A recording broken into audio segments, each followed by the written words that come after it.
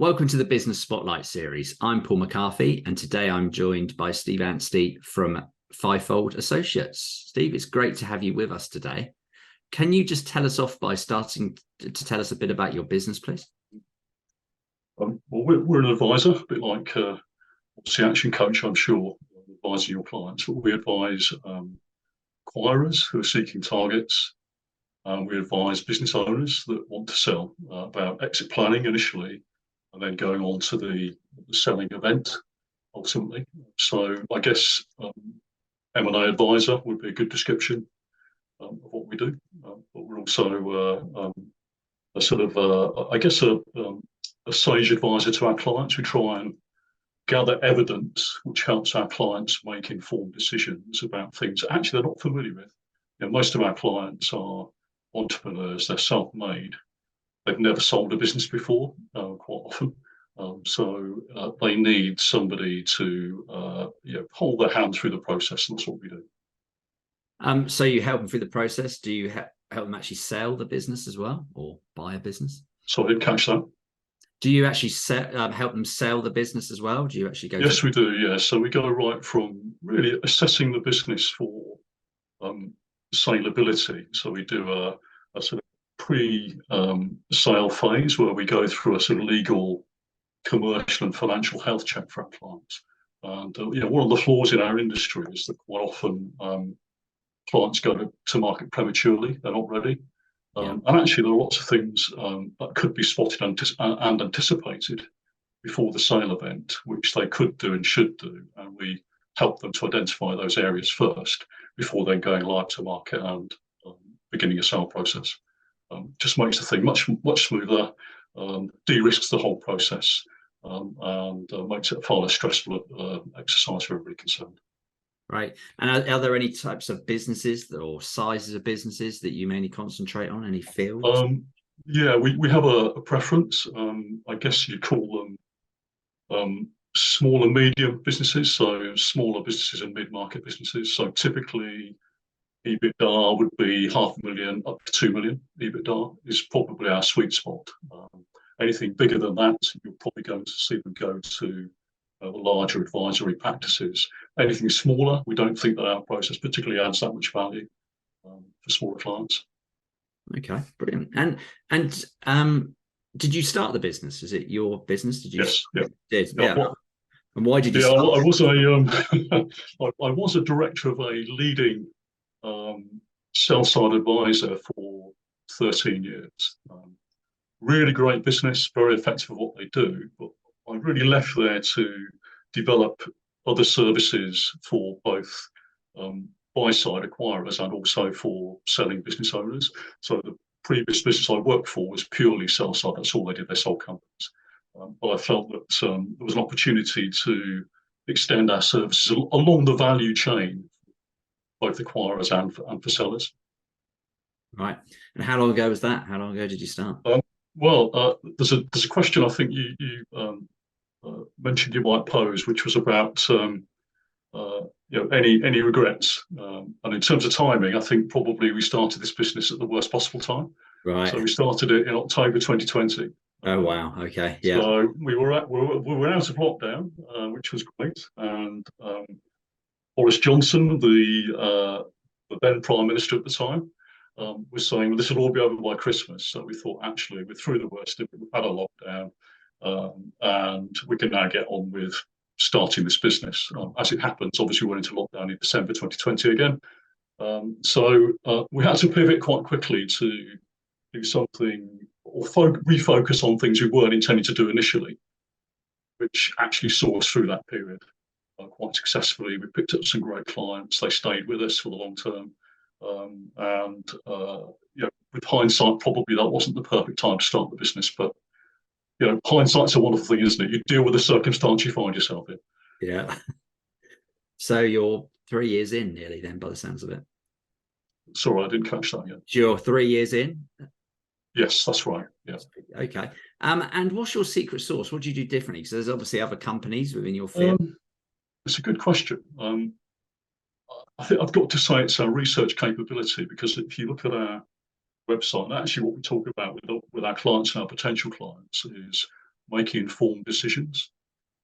So it's got to be our research capability, because that's the cornerstone of what we do. And I think, when you're talking to clients about maybe they're beginning an acquisition program, they want to sell their business, our view is actually that should be an informed response. It shouldn't be an opaque process.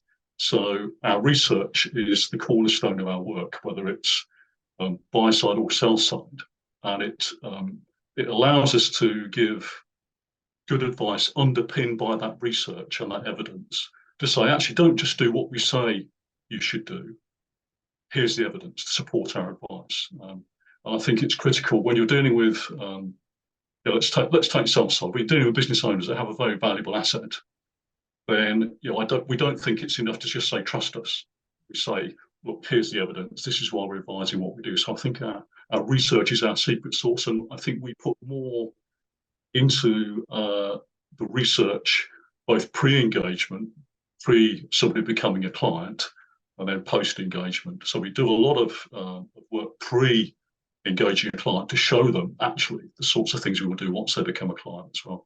But I think that's definitely what differentiates us from the competition. It's that research capability, the willingness to deploy it pre-engagement, and also then obviously more fully post-engagement as well. Do you think quite a lot of businesses within your sort of field are quite transactional and just want to get quick sales and get? I think it's very much the case. I had a call this morning, just before this call actually, which is not untypical of the conversations I have every day with business owners. This was a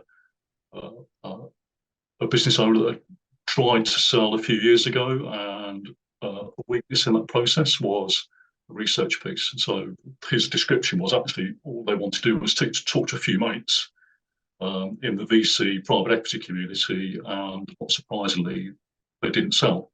Yeah. So that research is actually quite a significant deficiency in lots of people, brokers mainly, rather than advisors. And we would say we're an advisor, not a broker. But the research piece is often overlooked, and it's you sign up with an advisor, and the research is, or who's going to buy me, is an afterthought, which is crazy. You should know. I mean, and we have 3 questions actually that we answer for our clients. So we say there are 3 key questions. So who will buy you and why? Is your business saleable, and what's its value likely to be? And when is the right time to sell?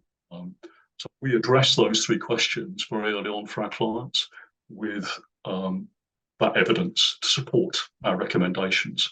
And we can identify, by deploying our research, they can get to know who the buyer's likely to be. And when we talk about buyers, we talk about almost your customer. You're always selling your business to a buyer. Therefore, treat your potential buyer like your customer. Get to know them really well. Yeah. What is it they want? What is it they value? And unless you've done the research about the buyers and who will buy you and why, then you don't know what they value until you get to market, and then it may be too late. Is your business saleable? Really important consideration before you go to market. And what are you worth? Again, pretty important piece of information before you decide to sell. And then timing is also important. So is there anything which is depressing the appetite for companies in your space currently? And if there is, then is now the best time to go to market? But all of that should be evidence based. So us providing you with the evidence to say, don't trust us, don't just trust us. Here's the evidence to support our advice. A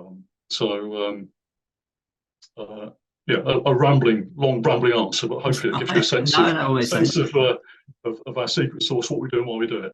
Yeah. Has there been a particular person that's inspired you along your journey?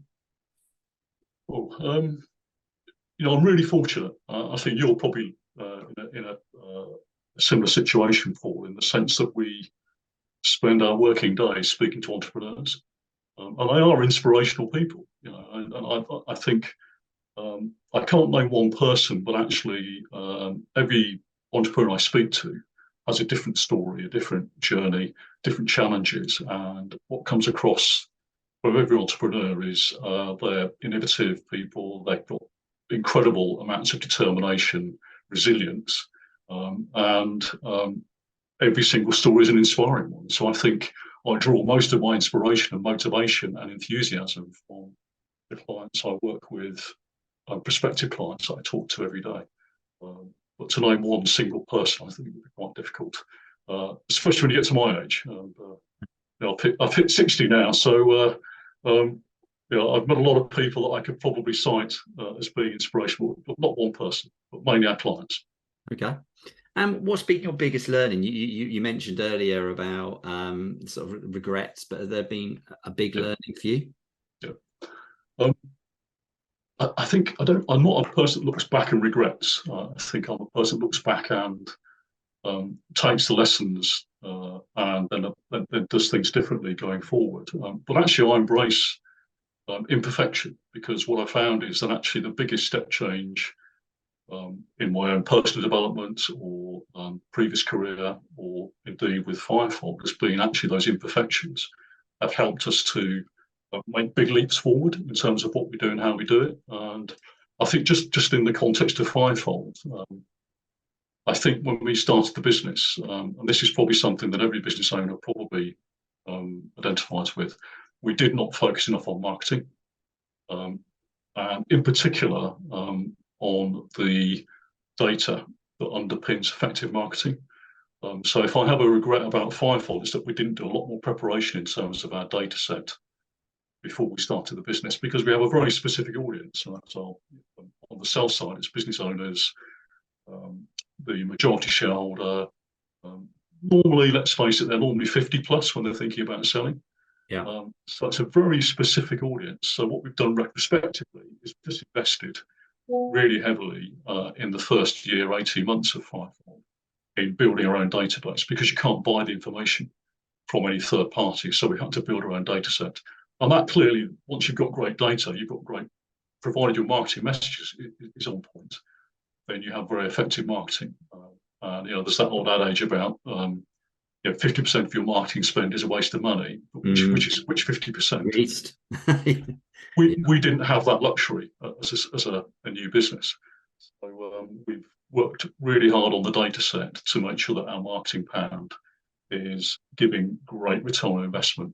So a big regret will be not focusing on the minutiae, like the data we're going to be using to market our business right from day one. I think I see that in lots of our client businesses, where they probably haven't focused on the data piece as much as they might have done.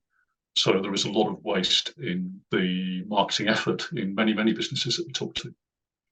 So you're very clear about your target audience. That really helps. Very specific. I think every company has if they think about it, they can define their target audience. Yeah. And if you then map your marketing data set against what your preferred target audience might be, you often find there's quite a mismatch. There's a lot of superfluous data in your marketing data set, and we were determined very early on for that not to be the case with Firefold. It's interesting, isn't it? Because what we see a lot, and you probably see it as well, is that people go, well, that's our target, but we quite like to sell to all of this as well. So we put our marketing on this, and we might get something there. It's just like, it's playing the probability card, which we wanted to be precise rather than be a probability player. And this feeds through into how we advise our clients. It's about that data-driven, information-driven decision making. We want our clients to be able to make precise decisions. We try to run our business in the same way, being as precise as possible in what we do, focusing on stripping out waste and making sure productivity is very high. So looking into the future within your industry and what you do, what do you see are going to be the challenges over the next 5 years? I mean, entrepreneurs have been through the mill, haven't they? Let's face it, over the last few years. And it just seems to be they're being hit, time and again with Brexit, or whether it's COVID. I think the next challenge is going to be the inflation and interest rates. I don't think we're going to go back to that low inflation environment that we've enjoyed for probably 15 years, or indeed low interest rate environment. So broadly, that's going to affect M&A activity and deal making. Actually, it's not a bad thing in every case. What we are certainly seeing some signs of already is very large acquirers that might ordinarily have done much bigger deals, moving down the food chain a little bit in terms of the transaction they want to look at, because they are going to raise the debt that they would have done previously, perhaps to get deals away. So they're coming down the food chain a little bit in terms of deal size. So it's good for actually the SME and mid-market deal space. I think what you'll see is that the really big mega deals may underperform over the next 3, 4, 5 years, but actually the mid-market and SME space should be still quite healthy as far as we're concerned. But clearly, every company is dealing with increasing wage costs, increasing input costs in various forms. So I think for me, productivity is going to be a real watchword for companies going forward. It's protecting margins by doing the sort of things we talked about with our marketing, stripping out waste, being precise, not being a probability player. And we're seeing that with a lot of our clients, and in fact, we're advising a lot of our clients in these areas. Going to market, how can we become more productive? How can we squeeze more margin out of the same turnover, for example?